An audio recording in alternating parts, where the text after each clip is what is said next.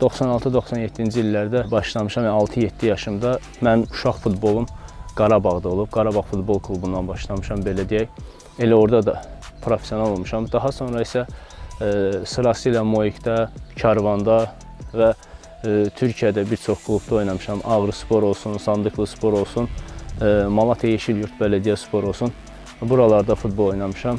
Real, hansı qarşılaşma sənə görə həmişə unudulmaz qalacaq və niyə? Təxminən 2008-2009-cu illərdə kubok oyunu idi. Qarabağ Qusar oyunu. Mən bildiyiniz kimi Qarabağın yetirməsi olduğum üçün ilk dəfə profesional oyuna da Qarabağda çıxmışam. Yəni kubok oyunda Qurban müəllimin başçılığı altında. Yəni ilk rəsmi profesional oyunum olduğu üçün hər zaman mənim üçün unudulmaz olaraq qalacaq. Həmin oyunda hesab 4-0 hesabı ilə bizim qalibiyyətimizlə bitmişdi. Performansı gəldikdə isə ilk rəsmi oyun idi.